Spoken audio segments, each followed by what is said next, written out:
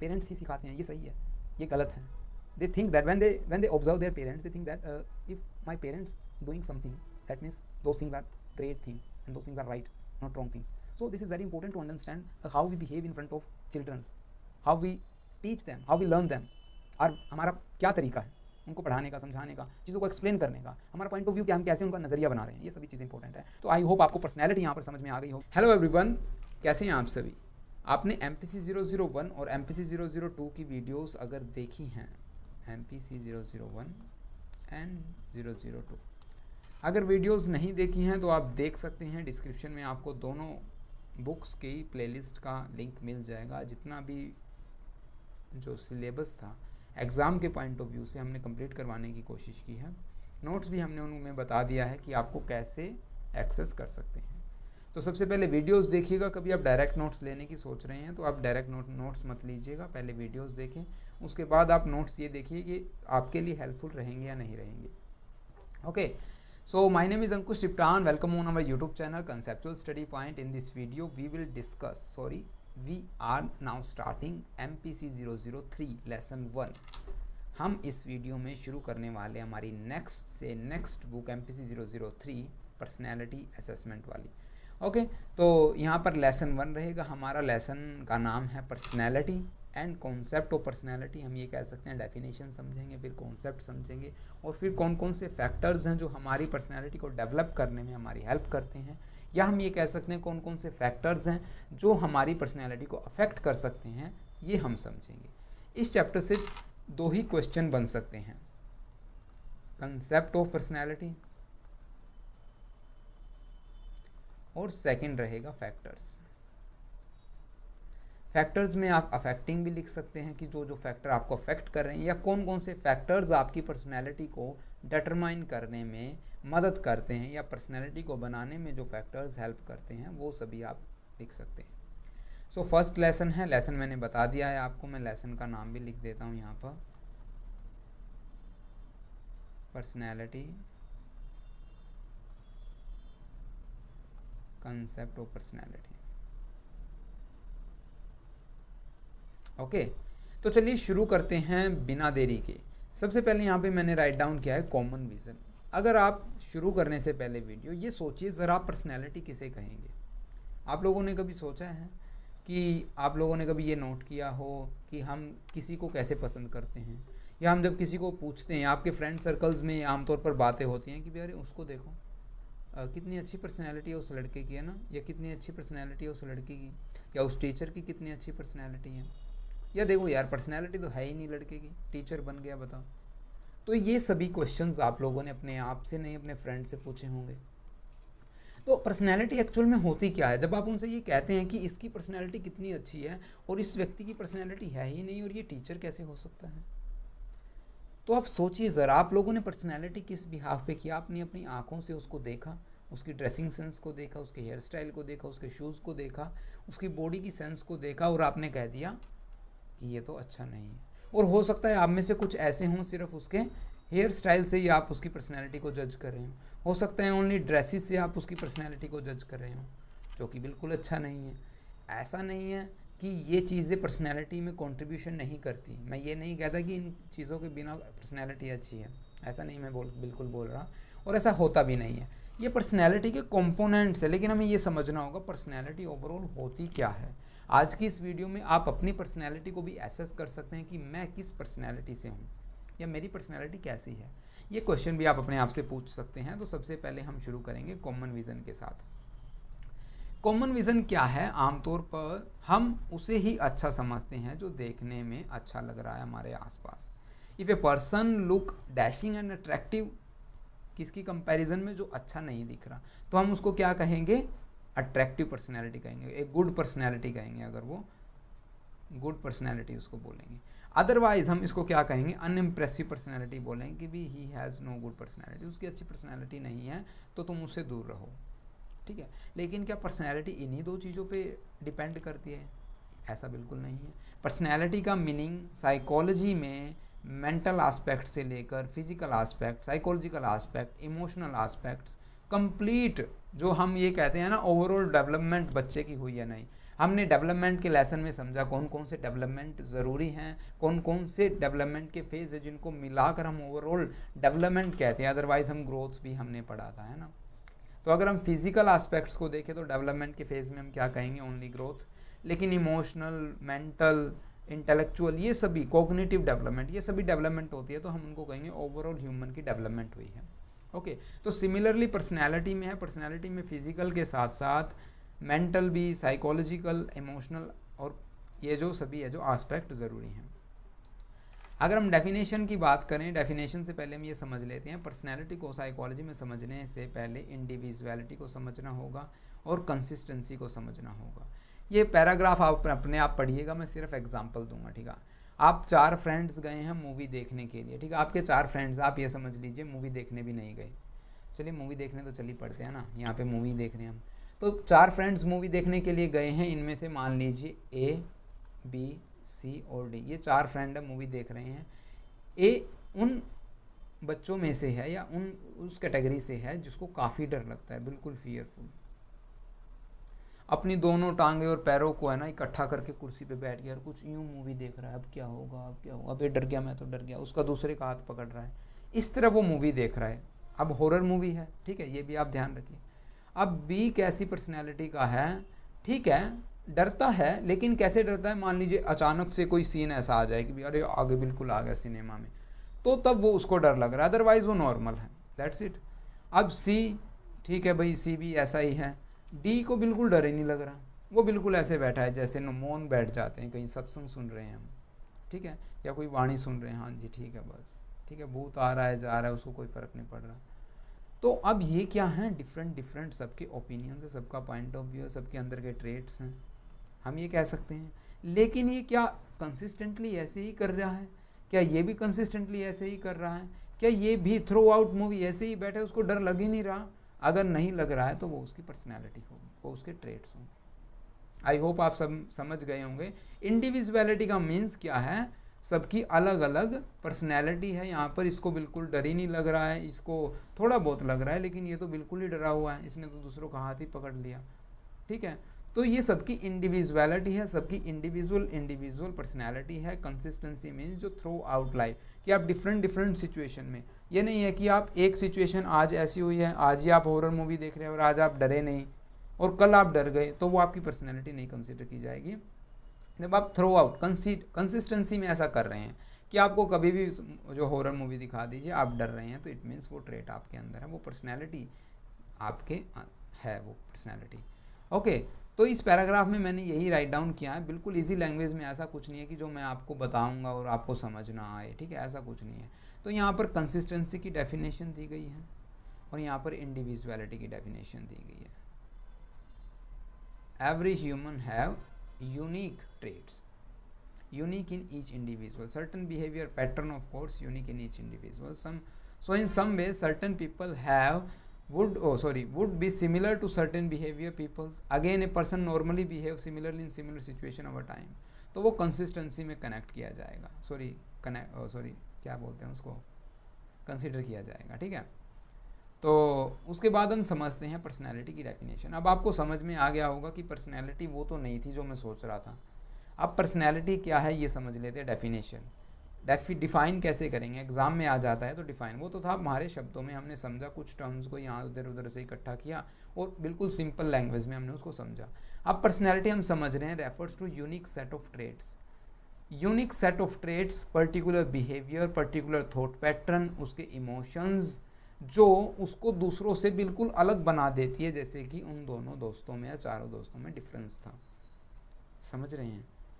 Individuals distinct, जो एक दूसरे को बिल्कुल अलग बना देती है। आप अपने फ्रेंड के बारे में सोचिए, उसमें जो ट्रेट्स हैं क्या वो सेम आपके में, बिल्कुल सेम एग्जैक्ट नहीं है ना, क्योंकि जो वो ट्रेट्स आपके हैं, जो आपका थॉट पैटर्न है, जो मेरा थॉट पैटर्न है, ओके, जो मेरा बिहेवियर है और जो आपका बिहेवियर है, both are different and different in conditions and both have different consistency. ऐसा नहीं है कि मैं जैसे अब बिहेव कर रहा हूँ ऐसे ही मैं अपनी फैमिली के साथ बिहेव करता हूँ, ऐसा नहीं है ना। तो सबके ट्रेट्स अलग है, बिहेवियर अलग है, थॉट पैटर्न अलग है, इमोशंस अलग है, जो एक दूसरे को अलग बनाते हैं, एक दूसरे से अलग बनाती है एक दूसरे को, तो वो उसकी पर्सनैलिटी कहलाई जाएगी। अब आप समझ गए होंगे क्यों हर एक बच्चे की अलग अलग पर्सनैलिटी है, क्योंकि हर एक बच्चा अलग है। एवरी चिल्ड्रन इज़ एक्सेप्शनल, क्योंकि हमने क्या बोला था लास्ट वीडियोस में, अगर आपने MPC 022 में देखा होगा तो 02 में, तो हमने यही बताया था।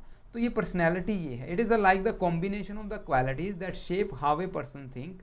ये उन सभी क्वालिटीज़ का कॉम्बिनेशन है जो कि मैंने बताया। जैसे कि अभी आपने फिजिकल एस्पेक्ट को समझा था, फिजिकल एस्पेक्ट में क्या बताया था मैंने, जो सुंदर दिख रहा है, जिसकी ड्रेसिंग सेंस अच्छी है, हेयर स्टाइल अच्छा है, मेकअप अच्छा है, ये सभी चीज़ें, तो ये क्वालिटीज़ हैं जो एक पर्सन की जो क्या करती हैं, कैसे वो थिंक करता है, फील क्या करता है, एक्ट कैसे करता है अलग अलग सिचुएशंस में, उसकी पर्सनैलिटी क्या है। एग्जाम्पल यहाँ पर देख लीजिए कार्स का है। जैसे कार्स हम जब खरीदने के लिए जाते हैं, बाइक्स या साइकिल जो भी खरीदने के लिए जाते हैं, मॉडल्स के नाम हैं, है ना। जैसे कि हम मारुति में बात करें तो मारुति 800 एक अलग कार है, सिलेरियो एक अलग कार होगी, अब अर्टिगा एक अलग होगी, सियाज अलग होगी, फॉर्चूनर अलग, ऑडी अलग, BMW अलग। तो इन सभी के फीचर्स के साथ साथ इनमें बैठने में जो कंफर्ट आता है वो भी बिल्कुल अलग अलग है, स्पेसिफिकेशन अलग होगी, प्राइस रेंज अलग होगी। तो एवरी कार हैज़ उसकी खुद की एक पर्सनैलिटी है ना। सिमिलरली आप भी ऐसे ही हैं, सब अलग अलग हैं, कोई भी सेम नहीं है। ये सिर्फ समझाने के लिए, ताकि आप कुछ टॉपिक से हटें तो आप टॉपिक को रिलेट भी कर सके। ऐसा नहीं है कि जो मैं बता रहा हूँ सिर्फ वही आप पढ़े और वही आप समझे। एक जो मैं मोस्ट इम्पोर्टेंट बता रहा हूँ बात आपको यहाँ पर, जो इग्नू के स्टूडेंट्स हैं वो कैसे पढ़ते हैं। अगर आपने अदर सब्जेक्ट्स में देखा होगा कि भी कहीं से नोट्स उठाए, पढ़े, एग्ज़ाम में चीटिंग, वो नोट्स फाड़ लिए और चीटिंग बनाई और ले गए साथ में। ऐसा मैंने देखा है, अपनी आंखों से देखा है, मैं झूठ नहीं बोल रहा, ठीक है। तो इग्नू के स्टूडेंट, अगर आप भी साइकोलॉजी पढ़ रहे हैं और आपके मन में भी ऐसे ही मैं कुछ ऐसा करूँगा, सो प्लीज़ साइकोलॉजी छोड़ दीजिए, कंपटीशन मत क्रिएट कीजिए फ्री का ना। तो अगर आप में कैपेबिलिटी नहीं है तो आप वो काम करिए जो आप कर सकते हैं, अपने पोटेंशियल को पहचाने पहले, ठीक है। ऐसा नहीं है सिर्फ आप डिग्री लेने के लिए साइकोलॉजी में एडमिशन ले लिया और आप अपना टाइम वेस्ट मत कीजिए, बिकॉज टाइम इज़ मनी, काफ़ी प्रीशियस है टाइम। सो नेक्स्ट आता है हमारे पास पर्सनैलिटी डेवलपमेंट। अब हमने समझा था पर्सनैलिटी क्या होती है, कॉन्सेप्ट समझ लिया पर्सनैलिटी के, ठीक है। कैसे कौन कौन से जो कंपोनेंट्स हैं ये अब हम समझेंगे, कौन कौन से जो फैक्टर्स हैं जो अफेक्ट करते हैं और जो हमें डेवलपमेंट में हेल्प करते हैं। वैसे तो यहाँ पर काफ़ी फैक्टर्स हैं, इससे अलग भी काफ़ी आपको मिल जाएंगे जो कि डायरेक्टली और इनडायरेक्टली इन्फ्लुएंस करते हैं व्यक्ति की पर्सनैलिटी को, ठीक है। 3 कैटेगरीज में इनको डिवाइड कर दिया गया है, बायोलॉजिकल, एनवायरमेंटल और इमोशनल, अंडरस्टैंड। तो बायोलॉजिकल की बात कर लेते हैं तो body fluid, physical attractiveness, disturbance in homeostasis, physical defect and health conditions. One by one we will discuss, don't worry. So psychological, sorry environmental, emotional नहीं कहा, साइकोलॉजिकल था वो। Intellectual determinants, emotional, excessive love and affection, aspiration, achievements, ये कैसे affect करेंगे, ये सभी psychological factors हैं। नेक्स्ट आता है हमारे पास एनवायरमेंटल फैक्टर। हमारे एनवायरनमेंट में सोशल एक्सेप्टेंस आता है, सोशल डिप्रीवेशन आता है, एजुकेशनल फैक्टर और फैमिली डिटर्मिनेंट्स, ये 4 पॉइंट्स हम करने वाले हैं। सो फर्स्ट ऑफ ऑल हम समझेंगे बॉडी फ्लूइड। देखिए, जब आप अगर बायोलॉजी के स्टूडेंट्स रहे हैं पहले, तो बॉडी फ्लूइड से आप समझ जाएंगे कि वैसे तो नंबर ऑफ फ्लूइड्स बॉडी में प्रेजेंट करते हैं, एग्जिस्ट करते हैं, लेकिन यहाँ पर हम समझेंगे कौन से फ्लूइड के बारे में जो बॉडी बिल्डिंग से रिलेटेड है। बॉडी बिल्ड, अब बॉडी बिल्ड किसे कहेंगे हम, बच्चे की या हम कहेंगे किसी व्यक्ति की कुछ काम करने की capability, A person's capacity to do something and how he would react to people who have superior or inferior body structures। मान लीजिए आप किसी से लंबे हैं, ठीक है, आप किसी से लंबे हैं जो बिल्कुल आपके सामने छोटा खड़ा है, तो आप उसके साथ बिहेव कैसे कर रहे हैं। या आप हाइट में बिल्कुल छोटे हैं और आप है जो अपनी से लंबे वाली हाइट के कैसे बिहेव कर रहे हैं, आप यूँ देख रहे हैं, ये कौन है, क्या मैं इसके साथ फाइट कर सकता हूँ, या मैं इसके सामने बात करते हुए कैसा महसूस कर रहा हूँ, इन्फीरियर तो मैं नहीं महसूस कर रहा। तो ये सभी है जो बॉडी फ्लूइड, ये हम समझेंगे कौन कौन सी बॉडी के टाइप्स होते हैं और कैसे हमारी पर्सनैलिटी को अफेक्ट करते हैं और डेवलपमेंट में कैसे मदद करते हैं। सबसे पहला बताया एक्टोमॉर्फ, एंडोमॉर्फ और मीजोमॉर्फ, ठीक है, आपने पहले भी पढ़ा होगा, अगर नहीं पढ़ा है तो काफ़ी सिंपल लैंग्वेज है, मैंने यहाँ पे राइट डाउन किया हुआ है। एक्टोमॉर्फ में कौन से जो स्टूडेंट्स या पीपल्स कंसीडर किए जाएंगे जो काफ़ी पतले होंगे। आप में से कितने हैं जो इस वीडियो को देख रहे हैं और जो खाते बहुत हैं लेकिन उन्हें लगता नहीं है, ये कहते हैं कि खाते तो बहुत हो भाई लेकिन मुझे लगता नहीं है, तो उनको एंडोमॉर्फ की कैटेगरी में डाला जाएगा। समझ रहे हैं? एंडोमॉर्फ नहीं, एक्टोमॉर्फ में, सॉरी यार। Ectomorphs are individuals who are typically have a lean and slender body type. They tend to have a fast metabolism. उनका मेटाबॉलिज्म जो पाचन शक्ति है उनकी काफ़ी बेहतरीन होती है, और उनको वेट गेन करने में काफ़ी प्रॉब्लम होती है, या मसल्स मास बनाने में जो काफ़ी प्रॉब्लम होती है। वेट गेन होता ही नहीं, बस वो ये कहते हैं मैं खाता बहुत हूँ लेकिन मुझे वेट गेन होता नहीं है। ठीक है, तो ectomorph often have narrow shoulders, low percentage of body fat, small bone structures, ये उनके कैरेक्टरिस्टिक्स हो गए बॉडी के। अब आप ये ऑब्जर्व कीजिए, ये आप में है, ऑब्जर्व कीजिएगा, आज अपनी पर्सनैलिटी को आप एसेस करके जाएंगे यहाँ से। नेक्स्ट आता है एंडोमॉर्फ। अब एंडोमॉर्फ आपने वो स्टूडेंट्स देखे होंगे या वो बच्चे देखे होंगे, वो पीपल्स देखे होंगे जो थोड़े गोल मटोल होते हैं, यहाँ से उनके चिक्स थोड़े ढीले ढीले होते हैं ना, वो यूँ करते हैं तो यहाँ से हिलते हैं उनके गाल, है ना, या फिर यहाँ से जो स्किन होती है यहाँ पर वो काफ़ी ढीली ढीली होती है, तो उनको वेट गेन करना काफ़ी आसान होता है। वो थोड़ा खाते हैं उनको लगता है, क्यों लगता है? क्योंकि उनका मेटाबॉलिज्म सिस्टम वीक होता है, ठीक है, स्लो होता है, हम ये कह सकते हैं, और उनको वेट गेन आसानी से हो जाता है, तो फैट गेन आसानी से हो जाता है। Body frame, wider body frame रखेंगे, high percentage of body fat and may accumulate fat more easily, काफ़ी आसानी से फैट को गेन कर लेंगे। तो ये था एंडोमॉर्फ। ओके, अब नेक्स्ट आता है मीजोमॉर्फ। ये शायद आप सभी को पसंद होंगे, हो सकता है किसी को एंडोमॉर्फ भी पसंद हो, और हो सकता है किसी को एक्टोमॉर्फ भी पसंद हो। अब ये तो मैं कंफर्म कह सकता हूँ, जो जैसा है उसको वैसा वो पसंद आएगा। जब आप मिरर में देखते हो तो आप ये तो कहते होंगे, है ना, हाँ ठीक है, कैसा लग रहा हूँ, अच्छा लग रहा हूँ, अच्छा लग रहा हूँ। तो आप सभी, हम अपने आप को तो पसंद करते हैं, लेकिन आप औरों को कैसे पसंद करते हैं ये भी देखिए। मीजोमॉर्फ कैटेगरी में कौन से बच्चे आएंगे, या कौन से हम पीपल्स को कंसीडर कर सकते हैं? जो जिमनास्टिक होंगे, जिनकी मसल्स होंगी, ना बॉडी में ज़्यादा फैट होगा ना ज़्यादा लीन होंगे, वो मेंटेन बैलेंस में रहेंगे। ठीक है, mesomorph are individuals who have a more musculars and athlete body type. They tend to gain and maintain muscles mass relatively easily. वो वेट गेन भी कर सकते हैं आसानी से, उनको जो मसल्स में भी क्रिएट कर लेते हैं। वो कहते हैं ना, जब हम वेट गेन करने के बाद जब हम जिम करते हैं ना, तो वेट हमारे ना अलग अलग पोर्शंस में कन्वर्ट हो जाता है, हमारे मसल्स में कन्वर्ट हो जाता है, मैंने सुना है। तो mesomorph often have a naturally well proportionate physics, broad shoulders, narrow waist, good muscles definitions. हो सकता है आप में से सभी को ये पर्सनैलिटी पसंद हो। ठीक है, अब बॉयज़ की बात कर लेता हूँ मैं, तो उनकी अच्छे खासे बाइसेप्स होंगे, ठीक है, ट्राइसेप्स होंगे, और क्या क्या होता है, शोल्डर्स अच्छे होंगे, चेस्ट अच्छी होंगी, वेस्ट पतली होगी। तो ये सभी है जो क्या है फीचर्स हैं मेसोमॉर्फ्स के, कैरेक्टरिस्टिक्स आप कंसीडर कर सकते हैं।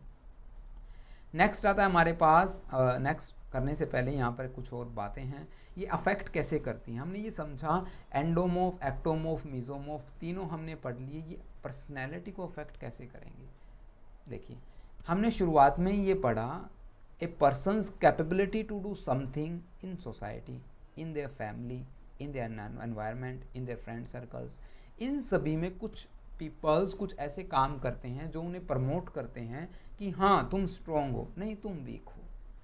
ऐसी आपने देखी भी होंगी कुछ वीडियो, जैसे कि कोई बच्चा नहीं, एक जो पर्सन ने क्या किया, अल्टो गाड़ी थी, पीछे यूँ हाथ लगा के उठा के पीछे सरका दिया, उसको पीछे धकेल दिया। तो वो उससे क्या पता लग रहा है, काफ़ी जान है यार लड़के में, अल्टो 800 उसने हिला दी गाड़ी, पीछे बिल्कुल धकेल दिया उसको। तो ऐसा क्यों? हम उससे अफेक्ट हुए, हम उसे शायद पसंद भी करने लगे हैं। या कोई बॉडी देखते हैं हम किसी की, हाँ जी बाइसेप ट्राइसेप सिक्स पैक बिल्कुल अच्छे हैं, तो टाइगर श्रॉफ की तरह हमें वो भी बिल्कुल पसंद आने लग जाता है। अब जिनको वो पसंद आते हैं, तो जब उनको ये पता चलता है कि मुझे इतने सारे लोग अप्रूव कर रहे हैं, हाँ पसंद कर रहे हैं, तो उनकी सेल्फ एस्टीम बूस्ट हो जाती है। और जो कि अलग कैटेगरी में आते, काफ़ी पतले, जिनको पसंद नहीं किया जाता, या जो अपनी आप की पर्सनैलिटी से ही खुश नहीं होते, तो उनको क्या होता है, बुरा महसूस होता है। They feel anxious, anxiety, nervous, depressions, all these traits फिर उनकी बॉडी में एंटर करना शुरू कर देते हैं, जिससे कि उसकी पर्सनैलिटी अफेक्ट होती है। तो यही है, यही यहाँ पर मैंने राइट डाउन किया, आप इसको पढ़िएगा, ठीक है, बिल्कुल सिंपल। तो यहाँ पर हर एक जो फैक्टर है ना, उनके पॉजिटिव फैक्टर्स है, जो पॉजिटिव फैक्टर है उसके सेल्फ एस्टीम को बूस्ट करेगा, उसकी पर्सनैलिटी का एनहांस करेगा, और नेगेटिव फैक्टर उसकी पर्सनैलिटी को डाउन करेगा, उसकी पर्सनैलिटी को बेकार करता चला जाएगा। अब हम समझते हैं फिजिकल अट्रैक्टिवनेस। अब ये हम उसको उसी कैटेगरी में भी डाल सकते हैं, क्योंकि हमने अभी बॉडी फ्लूइड के बारे में समझा, तो हम उसको उसी से कंपेयर कर सकते हैं। अब एक बात और मैं बता देता हूँ, फैक्टर एनालिसिस यूज़ किया गया है यहाँ पर, है ना। इन सभी को मिलाकर एक कैटेगरी में डाल दिया, बायोलॉजिकल फैक्टर्स। बायोलॉजिकल फैक्टर में बॉडी फ्लूइड आ गया, फिजिकल अट्रैक्टिवनेस आ गया, डिस्टर्बेंस इन होम्योस्टेसिस आ गया। तो ये सभी एक ही फैक्टर के सब फैक्टर्स हैं। तो फिजिकल अट्रैक्टिवनेस भी इसे से ही कहेंगे। मान लीजिए किसी ने फॉर्मल ड्रेस डाल रखी है, किसी ने गाउन डाल रखा है, या किसी ने वेस्टर्न ड्रेस डाल रखी है, तो आप उसको देख कर कहते हैं यार काफ़ी फिजिकली बिल्कुल फिट है यार, तो मुझे काफ़ी अच्छा लगा। या फिर हम जो बच्चे, देखिए बच्चों में क्या देखने को मिलता है, जो प्रिटी चिल्ड्रंस होते हैं are still not criticise by similar behaviour in less attractive childrens में भी क्रिटिसाइज। कुछ बच्चे हैं जो कुछ मान लीजिए ऐसी वारदात या घटना या कांड कर दें, जो बच्चे देखने में अच्छे हैं उनको ये कहेंगे यार, जैसा कि पुलिस में जब आप बाइक चलाते हैं, मान लीजिए जो बच्चा शरीफ दिख रहा है, उसने स्पेक्स लगाए हुए हैं स्टडी वाले, और वो बिल्कुल फॉर्मल ड्रेस में है, वेल ड्रेसअप है, और उसने पुलिस वाले ने रोका, भाई काटो आपका चालान कटाएंगे आज। लेकिन पुलिस वाले ने देखा यार शरीफ लग रहा है, फिजिकल अपीयरेंस, फिजिकल अट्रैक्टिवनेस उसकी तरफ अट्रैक्ट होता है, यार ये बच्चा गलत नहीं करता, शायद आज ये हेलमेट घर भूल गया होगा, तो इसको छोड़ दिया जाए। लेकिन इसके अपोजिट मान लीजिए कोई इंटेलिजेंट स्टूडेंट है जिसके बड़े बड़े बाल है, दाढ़ी मूछे हैं, या फिर उसने थोड़े स्वैगी टाइप के कपड़े डाल रखे और उसको रोक लेते हैं पुलिस, चाहे वो कितना ही इंटेलिजेंट हो, चाहे वो कितना ही कुछ हो, लेकिन उसको चालान काटने से कोई नहीं बचा सकता, क्योंकि पुलिस वाले अट्रैक्ट नहीं हो उसकी तरफ, है ना।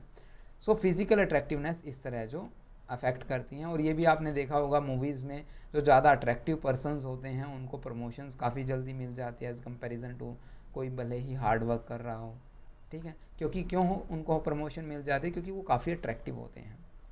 नेक्स्ट थिंग आती है हमारे पास डिस्टर्बेंस इन होम्योस्टेसिस।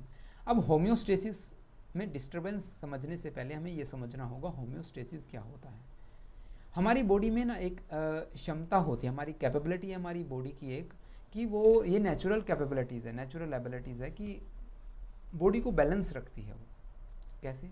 सबसे बेस्ट एग्जांपल है, आपकी बॉडी का टेम्परेचर 37 डिग्री होता है ना, 37 degree Celsius human body, I think I am right, human body temperature. अब ये आप देखिए समर्स में भी और विंटर में भी इतना ही रहता है, कारण हमें नहीं पता, होम्योस्टेसिस की वजह से। हमारी बॉडी का पीएच वैल्यू, जब एनवायरनमेंट बदलता है ना तो पीएच वैल्यू हमारी बॉडी की चेंज होती है, ठीक है, या टेम्परेचर चेंज होता है, या ब्लड शुगर लेवल चेंज होता है, ठीक है। तो ये सभी है ना चीज़ मेंटेन की जाती है होम्योस्टेसिस के द्वारा। ओके, तो हम क्या कहेंगे, body natural ability to maintain stable and balance internal condition despite change in the external environment. हालांकि एनवायरनमेंट में काफ़ी चेंज हो रहे हैं, लेकिन हमारी बॉडी उनको बैलेंस करती है प्रॉपर फंक्शनिंग के लिए, उसको कहेंगे होम्योस्टेसिस, उस एबिलिटी को, उस कैपेबिलिटी को। ओके, अब एबिलिटी और कैपेबिलिटी में जब डिस्टर्बेंस आ जाए, मान लीजिए आपको फीवर हो जाए, ऑब्वियस है फीवर हो रहा है तो इट मीन्स आपको बुखार हो गया। बुखार किस वजह से हो रहा है, कोई ना कोई वायरस इन्फेक्शन आपको हो गया है, और इन्फेक्शन होने पर आपकी बॉडी का टेम्परेचर राइज हो जाता है। राइज क्यों हो जाता है, क्योंकि वो बैक्टीरियाज हैं वो डेड हो जाते हैं जब आपकी बॉडी का टेम्परेचर राइज होता है, जब हम कहते हैं कि ये फीवर हो गया। लेकिन after some time temperature cool down, तो बॉडी अपने आप स्टेबल कंडीशन में जाने की कोशिश करती है। Okay, something disturb this balance. This can happen due to the factors like illness, injury, environmental changes. When homeostasis is disturbed, the body works to restore equilibrium by triggering various physiological responses. For example, when you have a fear, a disturbance in temperature, homeostasis, we can say that your body responds by raising its temperature to fight off the infection and return to normal range once that threat is gone. Understand? तो ये था example homeostasis का। लेकिन ये personality को कैसे affect करती है? पर्सनैलिटी भी तो इसी का, हम पर्सनैलिटी के फैक्टर्स पढ़ रहे हैं, हमें होम्योस्टेसिस थोड़ा पढ़ रहे हैं। हमें ये समझना है पर्सनैलिटी को अफेक्ट कैसे करती है। जैसे कि एक बच्चे की बॉडी में ग्रोथ हार्मोन GHG होता है ना शायद, वो ज़्यादा रिलीज़ हो रहा है तो उसकी हाइट बढ़ गई। अब एक ही हाइट है जो काफ़ी बढ़ गई, 6 फुट का हो गया बच्चा। अब मान लीजिए उसकी सोसाइटी में उसको अप्रिशिएट किया जा रहा है, जहाँ भी उसकी रिक्वायरमेंट है वो अपने काम कर रहा है, ठीक है। अगर उसकी हाइट उसको क्या महसूस हो रही है कि उसको अप्रूव किया जा रहा है, एक्सेप्ट किया जा रहा है सोसाइटी के थ्रू, उसकी फैमिली के थ्रू, तो वहाँ पर क्या होगा, उसकी डिस्टर्बेंस जो होगा, homeostasis disturbance will affect his personality favourable in manner. Understand? Otherwise मान लीजिए उनके घर में सभी है जो 4.5 फुट के, ये मान लीजिए आप 4 फुट के कंसिडर करते हैं, और वो 6 फुट का हो गया, तो उनके घर में पहले से ही सभी 4-4 फुट के हैं, तो 4 फुट की घर के मेंबर्स में जिन फैमिली के मेंबर सभी 4 फुट के हों, तो उनके वहाँ पर सामान भी ऐसा मिलेगा, गेट्स भी छोटे छोटे मिलेंगे, या फिर हम कह सकते हैं जो बेड्स वगैरह होते हैं वो भी छोटे छोटे मिलेंगे। जब वो गेट में एंटर कर रहा है तब उसको क्या हो रहा है, काफ़ी प्रॉब्लम हो रही है, उनको गेट बदलवाने पड़े, या फिर उनको अपने घर के ना फर्नीचर चेंज करना पड़ा, शूज़, उसके कपड़ों के एक्सपेंसेस काफ़ी बढ़ गए, तो वहाँ पर उनके फैमिली वाले क्या करेंगे, उसको नेग्लेक्ट करने की कोशिश करेंगे, या फिर उसको ये महसूस हो if his height is considered to a negative thing by the other people which make him a social outcast, the person will react negatively and the homeostasis disturbance will be unfavourable. तो वहाँ पर unfavourable वहाँ पर साबित होगी कि भी ये डिस्टर्बेंस होम्योस्टेसिस में होना नहीं था, या उसकी पर्सनैलिटी कैसे अफेक्ट हुई है ये आप समझ सकते हैं। ओके, तो ये था होम्योस्टेसिस। नेक्स्ट आता है हमारे पास फिजिकल डिफेक्ट। अब फिजिकल डिफेक्ट मीन्स कह सकते हैं, फिजिकल डिफेक्ट वैसे तो कुछ भी हो सकता है, देखिए handicap, hearing loss, eyes loss, ये हमें दिखाई नहीं दे रहा, या फिर आप बोल नहीं सकते, है ना, ये सभी फिजिकल डिफेक्ट में कंसिडर आएगी। लेकिन ये कंसेप्ट लेकर कौन आया, Alfred Adler's theory of organ inferiority.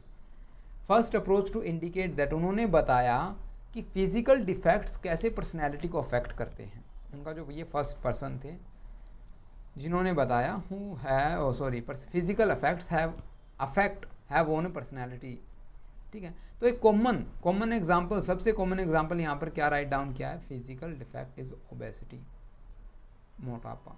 आप लोगों ने भी आपकी फ्रेंड्स या आपकी क्लास में, आपके घर में कोई ऐसा व्यक्ति होगा जो काफ़ी मोटा है, और आप उसको ये बुलाते होंगे, अबे वो मोटे, इधर आ, चल मेरे लिए पानी लेके आ, सारा दिन खाता रहता है तू। तो वहाँ पर इस तरह के जो सेंटेंसेस जब हम उनको बोलते हैं तो वो इमोशनली डिस्टर्ब हो जाते हैं, और इमोशनली डिस्टर्ब होने से वो डिप्रेशन में भी जा सकते हैं, एंजाइटी होना शुरू हो जाएगी, नर्वस, फियरफुल, ये सभी सिम्टम्स उनको देखने को या फेस करने को मिल सकते हैं। तो यहाँ पर हम क्या पढ़ रहे थे, हाँ यही तो पढ़ रहे हैं। A very fat person has poor relationship, उनकी रिलेशनशिप नहीं एस्टैब्लिश कर पाएंगे नहीं, he becomes slow and cannot pace with other people, the persons feel inferior and socially an outcast because other people tends to make fun of very fat obese people. This is the main reason obese people become more disturbed emotionally because of other people criticize, negative comments. Understand? तो ये सभी चीज़ें जो किसी भी personality को affect करते हैं। आप लोगों ने जब मैंने उसके बारे में बताया ना आपको, एंडोमोर्फ, एक्टोमोर्फ, मिजोमोर्फ, तो इनमें आप लोगों को ये बताइए सबसे बेहतर क्या लगता है। आई थिंक मिजोमोर्फ, जहाँ तक मुझे लगता है। आप सभी एक्सपेरिमेंट्स किया जाता है, एक काफ़ी पतला, एक काफ़ी मोटा और एक मस्कुलर पर्सन आपके सामने खड़ा हो, या आपको शादी करने के लिए बोल दी जाए, ठीक है, लड़का या लड़की दोनों के लिए एप्लीकेबल है। कभी आप ये सोचे कि मैंने लड़की के लिए बोला है, लड़का या लड़की दोनों के लिए एप्लीकेबल है, और आपको शादी करने के लिए बोल दिया जाए, तो आप क्या, किसे चूज़ करेंगे, मस्कुलर को, है ना। तो समझिए इन चीज़ों को, कैसे पर्सनैलिटी अफेक्ट होती है इन फैक्टर से। हेल्थ कंडीशंस, अब हेल्थ कंडीशंस क्या है, अच्छा हेल्थ होगा तो पर्सनैलिटी अच्छी होगी, हेल्थ बुरा होगा तो पर्सनैलिटी बुरी होगी। यहाँ पर समझने वाली बात है, हेल्थ ये तो है ही इंपॉर्टेंट डिटर्मिनेंट्स है पर्सनैलिटी डेवलपमेंट के लिए। अब good health is an assets consider किया जाता है। और यहाँ पर एक और जो बात इंपॉर्टेंट है वो क्या है, ये ज़रूरी नहीं है कि आप एक बार बीमार हो गए फिर ठीक हो गए तो आपकी पर्सनैलिटी फिर से वैसी हो जाती है, नहीं।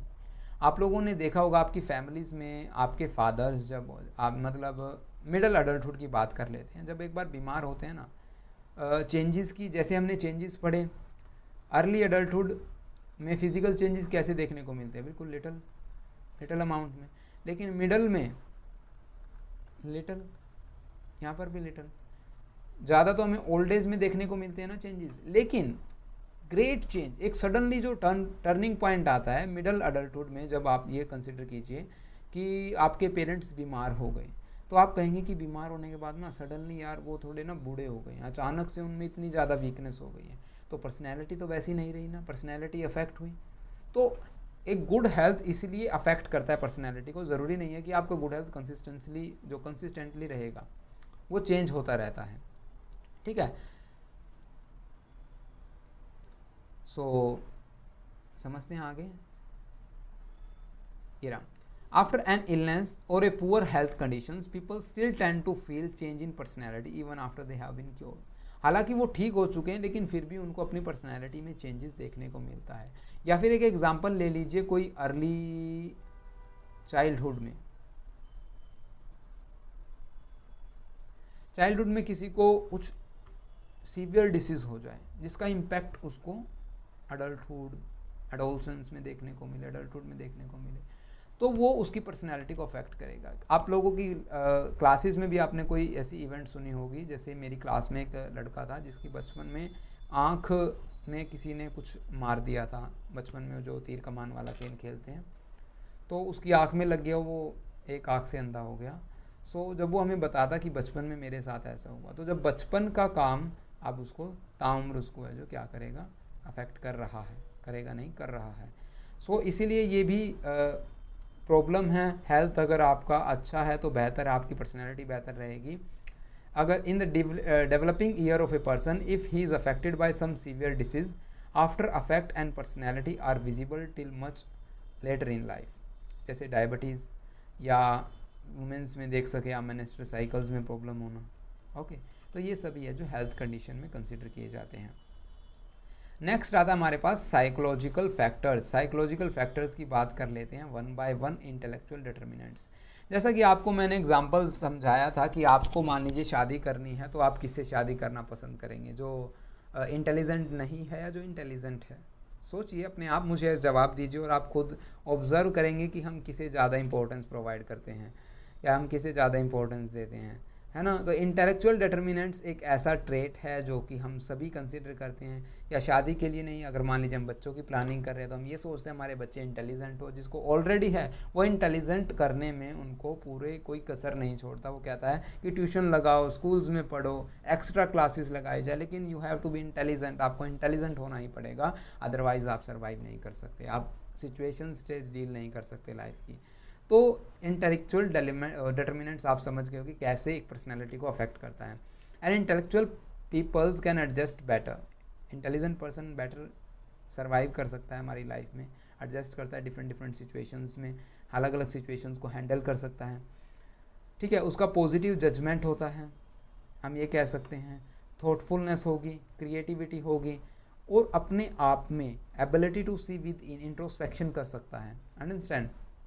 सेल्फ कंट्रोल होगा उसका अपने आप पर, मेंटली स्ट्रॉन्ग होगा, सोशल प्रॉब्लम्स को देखेगा वो कि क्या ज़रूरी है मेरे लिए, मेरी वैल्यूज़ ज़रूरी हैं, मॉरल वैल्यूज, सोशल प्रॉब्लम्स कैसे उनका सोल्यूशन किया जाए।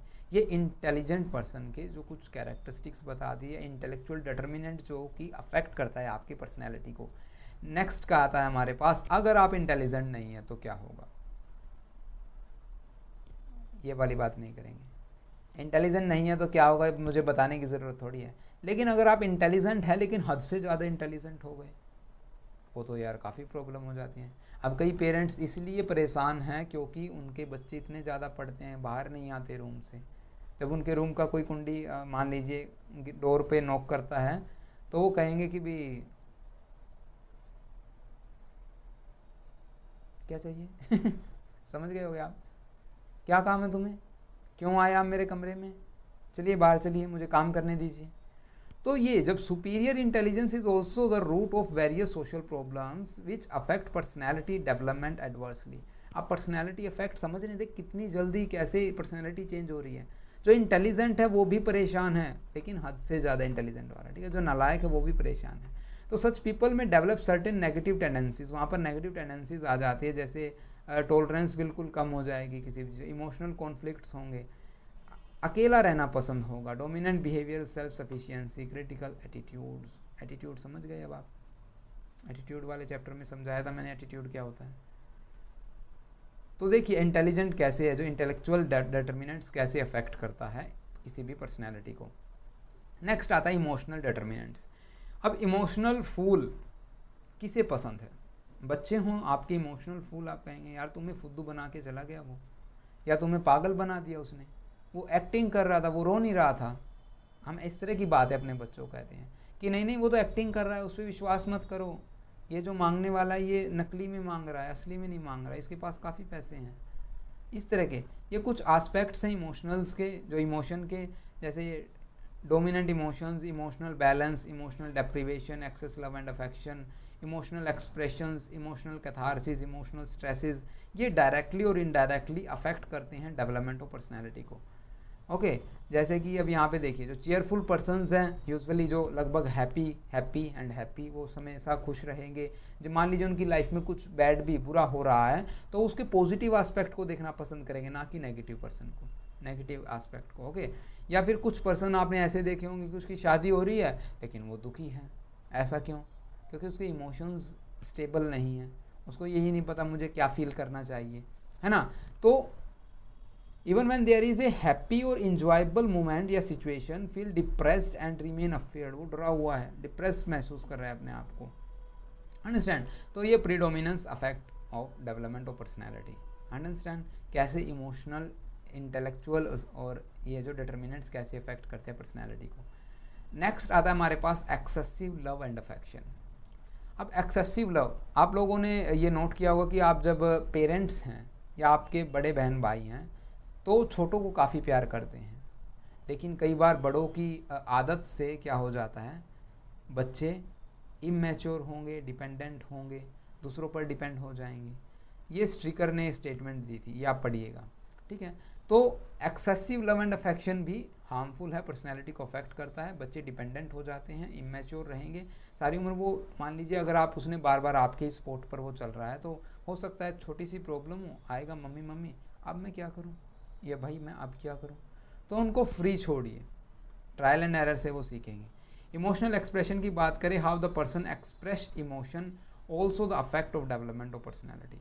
अब देखिए अगर एक पर्सन में कैपेबिलिटीज़ है कि वो अपने इमोशंस को सोशली अप्रूव्ड मैनर में एक्सप्रेस कर पा रहा है तो वो क्या होगा, सोशली एक्सेप्टेड होगा, पर्सन का सेल्फ मोटिवेट होगा वो, ठीक है। एक गुड इमेज क्रिएट होगी उसकी अपने आप में, क्योंकि उसको ये पता है कि मान लीजिए मैं किसी क्लास में एक बच्चे को बोल देता हूँ कि तुम्हें जाकर सामने ये टॉपिक समझाना है, और वो अपनी जो अंदर की जितना भी उसको समझ में आया वो एक्सप्रेस कर पा रहा है, अपने थॉट्स को एक्सप्रेस कर पा रहा है और बच्चों को समझ आया, तो उसका जो सेल्फ एस्टीम है वो काफ़ी बूस्ट होगी। और इसके अपोजिट, जस्ट अपोजिट, जो बच्चा अपने इमोशंस को, एंगर को, फियर को, जेलसी, एनवी, इन सभी को, ये सभी फीचर्स आपको देखने को मिलेंगे जो इमोशंस को एक्सप्रेस नहीं कर पा रहा या जो अपनी फीलिंग्स को सप्रेस कर रहा है, कहीं ना कहीं वो दबा रहा है। तो इसीलिए excessive love and affection and emotional expressions ज़रूरी है। कैसे पर्सनैलिटी को अफेक्ट कर रहे हैं आप समझिए इन सभी चीज़ों को। नेक्स्ट आता है हमारे पास एस्पिरेशन एंड अचीवमेंट। तो यहाँ पर ये समझने की बात है एस्पिरेशन और अचीवमेंट में डिफरेंस क्या है। आप लोगों ने ये टर्म सुनी होगी, कौन सी, UPSC aspirant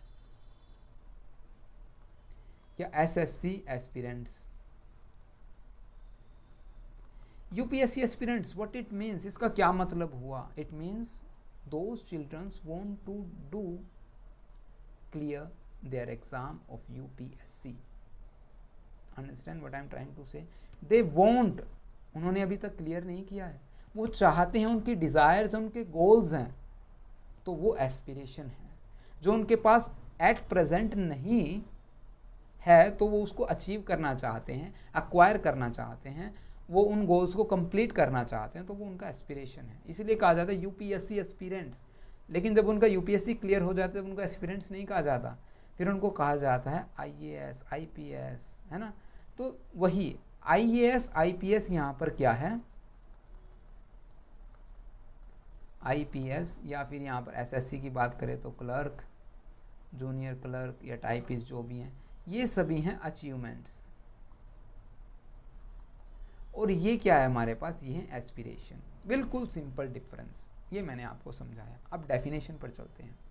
aspiration refer to strong desire, ambition, goals that an individuals aim to achieve in the future, जो एक बच्चा चाहता है what they want in their future, what they want to do in their future.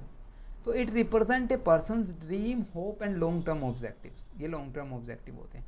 Aspirations, goals, desire, ये आप पढ़िएगा, काफ़ी easy language में लिखा है। लेकिन यहाँ पर एक चीज़ देखने को मिलेगी, क्या ये पर्सनैलिटी को अफेक्ट कैसे करता है, ये नहीं आपने क्वेश्चन पूछा अब तक। ये क्या करता है, मान लीजिए आप लोगों ने क्या नोट किया होगा, एस्पिरेंट्स जो होते हैं, यूपीएससी एस्पिरेंट्स होते हैं, सीजीएल एस्पिरेंट्स होते हैं, एसएससी एस्पिरेंट्स, आजकल तो काफ़ी रील्स भी चली हुई हैं।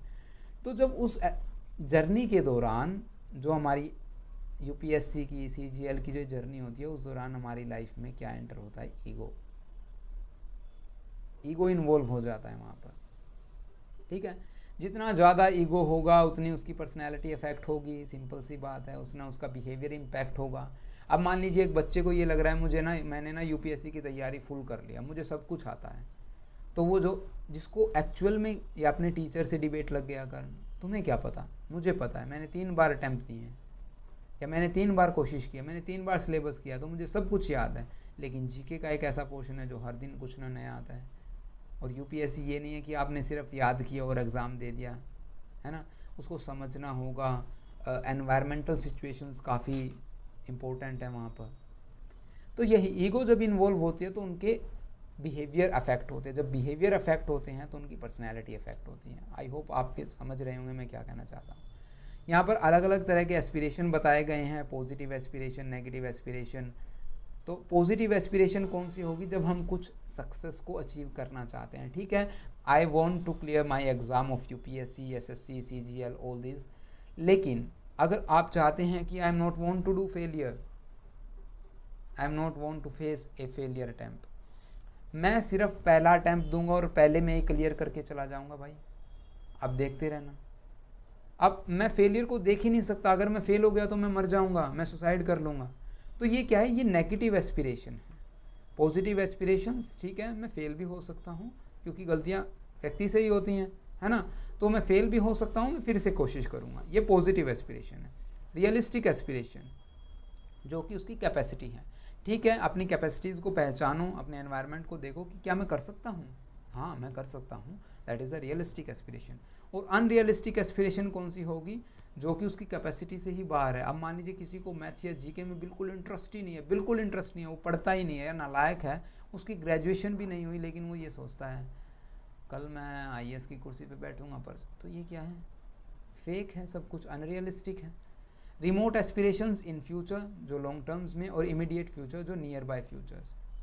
इमीडिएट एस्पिरेशंस जो छोटे छोटे गोल्स होते हैं हमारे। ठीक है, अचीवमेंट की बात कर लेते हैं। अचीवमेंट, अब मैंने समझाया, successful attainments, accomplishment of A goals, objectives, उनको अचीवमेंट्स कहते हैं। अचीवमेंट्स में भी स्मॉल और लार्ज, इट डजेंट मैटर, लेकिन अचीवमेंट्स होती है। अगर आप चीज़ों को याद करना चाहते हैं, आपने कुछ बड़ा गोल बनाया है, जैसे कि मैं बताऊँ आपको, आपने फर्स्ट ईयर के एग्ज़ाम देने हैं, लेकिन आपने डिस्टेंस से एडमिशन लिया due to some family issue, या कुछ भी किसी भी कारण से आपने लिया, तो अब आप ये सोचते हैं कि मैं कैसे इन एग्ज़ाम्स को क्लियर कर पाऊँगा। तो आप करें, मान लीजिए MPC 01 की कितनी वीडियोज़ हैं, 10 वीडियोज़ हैं।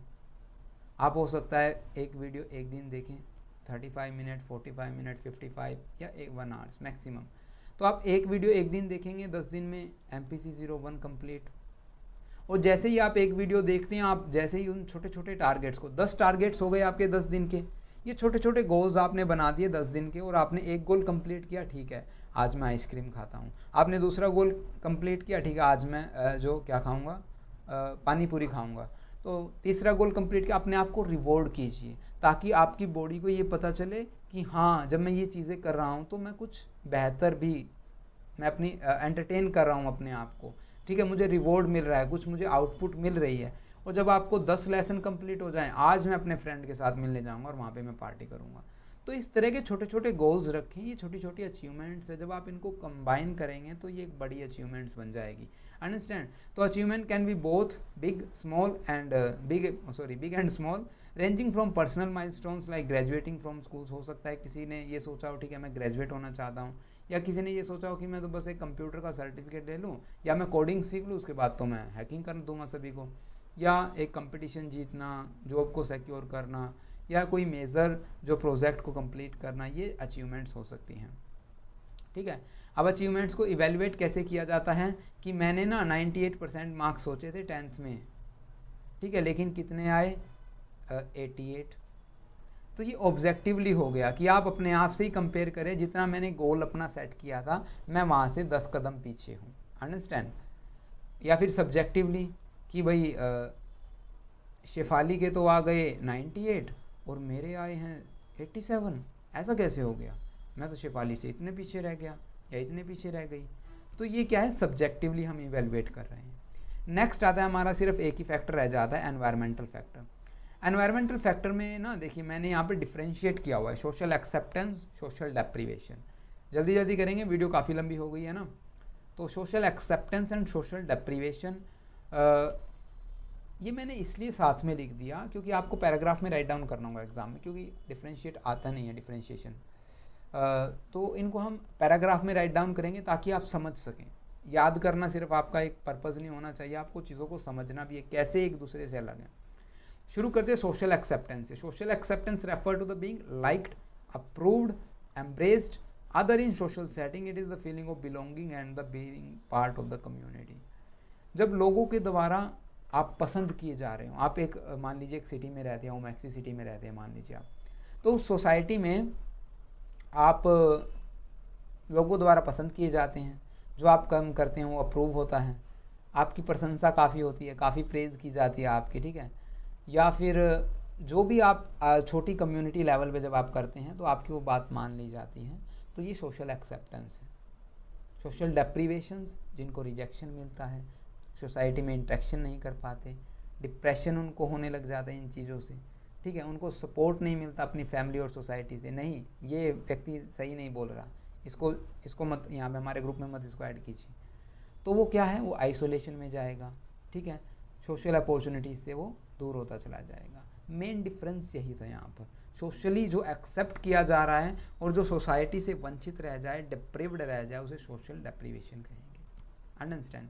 अब ये बताओ जो सोशल एक्सेप्टेड है, मान लीजिए आपके पास सब कुछ पॉजिटिव यहाँ पर चल रहा है, तो आपका क्या होगा, सेल्फ एस्टीम क्या होगा, बूस्ट होगा, और यहाँ पर सेल्फ एस्टीम क्या होगा, डिक्रीज़ हो जाएगा, ठीक है। तो यहाँ पर सेल्फ एस्टीम डिक्रीज़ हो रहा है, कॉन्फिडेंस आपका लो हो रहा है, आपको रिजेक्शन मिल रहा है, ठीक है, आप सोशल कनेक्शंस नहीं कर पा रहे। तो ये सभी हैं जो इनके ट्रेट्स हैं, जो कैरेक्टरिस्टिक्स हैं। पर्सनैलिटी ट्रेट्स की बात करें तो उन पीपल्स में क्या होगा, ये कॉन्फिडेंस होंगे, फ्रेंडली इन नेचर होंगे, आउटगोइंग, बाहर एक्सट्रोवर्ट होंगे, बाहर जाना इनको काफ़ी पसंद होगा, लोगों से मिलना काफ़ी पसंद होगा, लेकिन ये क्या करेंगे, एक कमरे में रहना पसंद करेंगे, ठीक है। एंशियस, सोशली ऑकवर्ड, इनको कम्युनिकेशन में काफ़ी प्रॉब्लम आएगी। अब ये तो काफ़ी अच्छा कम्युनिकेशन कर पाएंगे, ठीक है, एम्पैथी, दूसरों के पॉइंट ऑफ व्यू को समझ पाएंगे, लेकिन ये नहीं समझ पाएंगे पर्सनैलिटी ट्रेट्स में, अंडरस्टैंड। नेक्स्ट आता है मेंटल हेल्थ। मेंटल हेल्थ इनका काफ़ी गुड होगा, काफ़ी अच्छा, good mental health, okay. Positive social interactions होगी, इमोशनल्स वेलबींग, जब हम किसी से अपनी इमोशंस को एक्सप्रेस करते हैं तो हम काफ़ी अच्छा महसूस करते हैं, काफ़ी रिलीफ मिलता है, ठीक है। लेकिन ये किसी से जब बात ही नहीं करेंगे तो अपने इमोशंस को कहाँ पे लेके जाएंगे, इमोशंस को सप्रेस किया जाएगा, इमोशन सप्रेस की वजह से एंजाइटी होगी, डिप्रेशन होगा, नर्वसनेस होगी, फियर होगा, तो वो उससे मेंटल हेल्थ अफेक्ट होगा। सोशल स्किल्स में जैसा कि बताया, कम्युनिकेशन नहीं कर पाएंगे डेप्रीवेशन वाले, ठीक है, फ्रेंड्स नहीं बना पाएंगे, कम्युनिकेशन नहीं कर पाएंगे, यहाँ पर ये जस्ट अपोजिट आप पढ़िएगा। रिलेशनशिप अच्छी नहीं, रिलेशनशिप जाएगी इनकी, आप ये पढ़ लीजिए, काफ़ी सिंपल हैं। हमारा थोड़ा सा रहता है बस 2 point, educational factor and family determinant, तो आप उनको काफ़ी समझिएगा, बिल्कुल आसान पॉइंट है, ऐसी कोई बात नहीं है, not a big deal. Educational factors की बात कर लेते तो एजुकेशन फैक्टर मीन्स अब मैं आपसे बात कर रहा हूँ तो मेरी इंटरेक्शन कैसी है, क्या मैं आपको प्रॉपर एग्जाम्पल दे पा रहा हूँ, क्या आप मेरी बातों को समझ पा रहे हैं, कम्युनिकेशन स्किल्स कैसी हैं, क्या मैं वो लैंग्वेज यूज़ कर पा रहा हूँ जो आप समझना चाहते हैं या जो आप समझ सकें, दैट मे बी पॉसिबल और may not be. So critical thinking, adapting, communication skills, teachers, environment, school, colleges, teachers and peer of all contribution personality development. अगर मान लीजिए आप एजुकेशन के साथ एक्सपीरियंस आपका पॉजिटिव रहा है तो वो आपकी पर्सनैलिटी में पॉजिटिव अफेक्ट करेगी। आपकी एजुकेशन में आपका जो अफेक्ट है, जो एजुकेशन का अफेक्ट एक्सपीरियंस आपका नेगेटिव रहा है तो आपकी पर्सनैलिटी नेगेटिव एस्पेक्ट रहेगी, समझ रहे हैं। Positive educational experience can enhance self confidence.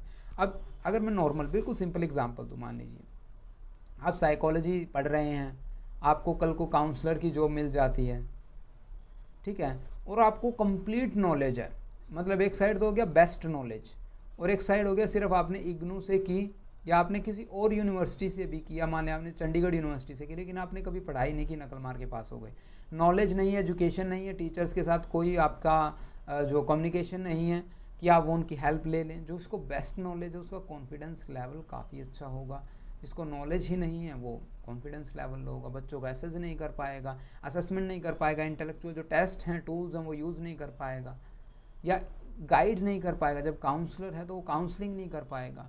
तो इस तरह जो एजुकेशन के जो फैक्टर हैं ये पर्सनैलिटी पर अफेक्ट डालते हैं। अब जिसकी एजुकेशन बेटर होगी, जो एजुकेशन को अप्लाई करना जानता है अपनी रियल लाइफ में, तो एक अच्छा काउंसलर होगा, लोग उससे कहेंगे कि हाँ इसके पास जाइए, ये एक बिल्कुल अच्छे काउंसलर है, या ये अच्छे पढ़ाते हैं, आप इनके पास जाइए। तो इस तरह एजुकेशन फैक्टर हमारी पर्सनैलिटी को अफेक्ट करता है। नेक्स्ट और सबसे इम्पोर्टेंट है फैमिली डिटर्मिनेंट्स। फैमिली डिटर्मिनेंट्स आप लोगों ने सुना होगा, the first school of life is our family.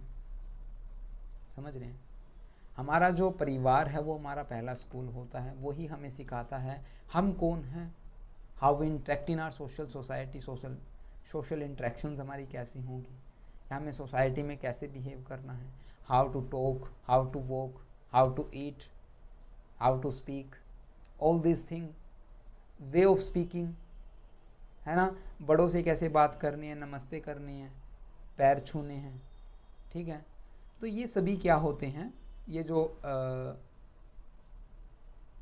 क्या होते हैं, ये सभी हैं जो हमें सीखने को मिलते हैं हमारी फैमिली से, मैं ये कहना था, ठीक है। तो parents, siblings, care givers are earliest role models, teachings us social norms, empathy, communication skills, ये सभी हमारा परिवार हमें सिखाता है, हमारी फैमिली हमें सिखाती है कि कैसे लोगों से बात करनी है, दूसरों का पॉइंट ऑफ व्यू भी समझना है, अपना पक्ष कैसे रखना है, ठीक है। तो ये सभी चीज़ें हमारी फैमिली समझाती है हमें। और जब एक फैमिली, आप लोगों ने जो क्या नोट किया होगा, जिन लोगों के जो पेरेंट्स या ज़्यादा सपोर्ट करते हैं बच्चों को, उनकी पर्सनैलिटी काफ़ी अफेक्ट होती है। या फिर जो एक बैलेंस, मतलब बच्चा गलत कर रहा है तो उसे गलत कहें, जब बच्चा सही कर रहा है तो उसको प्रेज़ करें। तो क्या है, जब हम उसको प्रेज़ करते हैं तो वो और उसका जो सेल्फ अस्टीम है, कॉन्फिडेंस है, वो काफ़ी बूस्ट होता है, अंडरस्टैंड। तो उसकी पर्सनैलिटी भी काफ़ी अच्छी रहेगी। बस यही था यहाँ पर। अब चिल्ड्रन जिनके पेरेंट्स अच्छे नहीं हैं या जिनको ये लगता है कि नहीं उनके पेरेंट्स तो बिल्कुल बुरे हैं, तो जिनको फैमिली का सपोर्ट नहीं मिलता, वो नर्वस रहते हैं, एंशियस रहते हैं, serious. Parents also make their children nervous.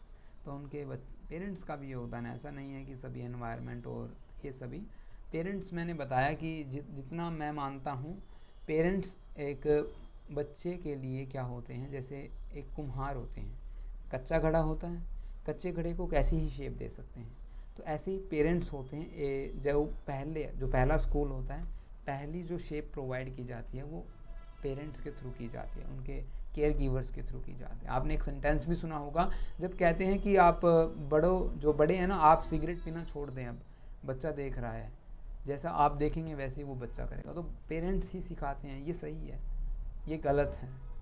They think that when they observe their parents, they think that if my parents doing something, that means those things are great things and those things are right, not wrong things. So this is very important to understand how we behave in front of children, how we teach them, how we learn them, और हमारा क्या तरीका है उनको पढ़ाने का, समझाने का, चीज़ों को एक्सप्लेन करने का, हमारा पॉइंट ऑफ व्यू क्या, हम कैसे उनका नज़रिया बना रहे हैं, ये सभी चीज़ें इंपॉर्टेंट है। तो आई होप आपको पर्सनैलिटी यहाँ पर समझ में आ गई होगी। पर्सनैलिटी डेवलपमेंट कंप्लीट हो गया है। अगर आप नोट्स चाहते हैं, वीडियो आपको, अगर आप नोट्स चाहते हैं, अगर आपने वीडियो को कंप्लीट देखा है, तो मैं आपको पहले भी बता चुका हूँ कि अब की बार नोट्स है ना पेड रहेंगे। तो आपको क्या करना होगा, ₹9 पर PDF। अब जैसे इस लेसन की जो आपको PDF हो ₹9 में आपको मिल जाएगी। कैसे मिलेगी, ये सभी आप हमसे कांटेक्ट कर सकते हैं। डिस्क्रिप्शन में हमारी email, WhatsApp number, Telegram channel, for further updates आप ज्वाइन कर सकते हैं टेलीग्राम चैनल्स को, हमारे चैनल को सब्सक्राइब कर सकते हैं अगर आपको कंटेंट अच्छा लगा तो। ठीक है, क्योंकि अगर आप अच्छा लगा तो आप आगे अपडेट्स भी चाहेंगे, आगे आने वाली क्लासेस भी जानना चाहेंगे, तो आप सब्सक्राइब कर लीजिए। उससे क्या होगा, आपके पास नोटिफिकेशन आ जाएगा और आपको बार बार सर्च नहीं करना पड़ेगा। तो आई होप आपको कंटेंट अच्छा लगा। कमेंट ज़रूर कीजिएगा अगर कुछ भी समझ ना आए, कहीं प्रॉब्लम है, कहीं आपको इम्प्रूवमेंट की ज़रूरत है या मुझे इम्प्रूवमेंट की ज़रूरत है, तो आप मुझे सजेशन ज़रूर दीजिएगा। एज ए साइकोलॉजिस्ट हमारी जिम्मेवारी है कि हम लोगों के पॉइंट ऑफ व्यू को समझें, उनके पॉइंट ऑफ व्यू को, उनकी नज़रिए से चीज़ों को देखना शुरू करें। Thank you for watching this video. Have a nice day.